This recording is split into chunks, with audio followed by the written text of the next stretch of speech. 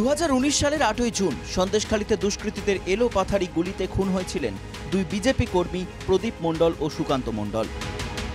হামলা চালানো হয় বিজেপি কর্মী দেবদাস মণ্ডলের উপরেও। তখন থেকেই নিখোঁজ দেবদাস।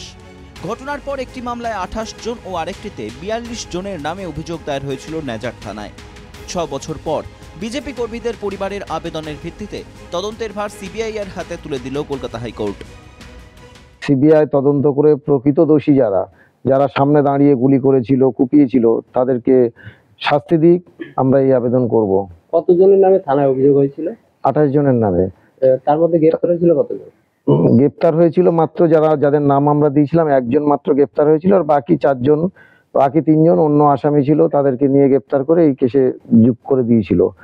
আর আমরা পরে যখন আরো একটা কেসে 42 জনের নাম ছিল, সেই 42 জনের মধ্যে মাত্র একজনের নাম রেখে আর টোটাল সব বাদ দিয়ে দিয়েছিল। হ্যাঁ, আমরা আশাবাদী যে সিবিআই আমাদের তদন্ত শেষ করবে। আমরা সিবিআই এর উপর ভরসা রাখি যাতে সিবিআই আমাদের তদন্ত শেষ করে।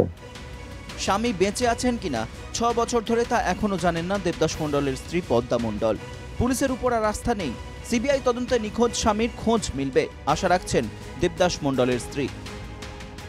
বিভিন্ন জায়গায় আমি দ্বারস্থ হয়েছি, কোনো বিচার পাইনি এবং অবশেষে সিআইডি চার্জশিট থেকে মূল অভিযুক্ত শেখ শাহজাহানের নাম বাদ দিয়ে দেয়।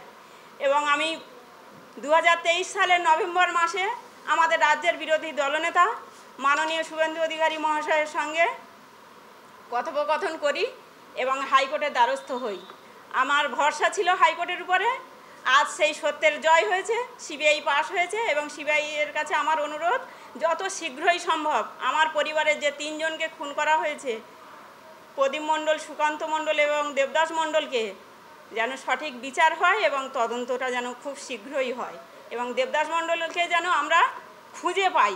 আজও পর্যন্ত তার মৃত জীবিত কোনো কিছুই আমরা প্রমাণ পাইনি, সেইটুকু যেন আমরা পাই।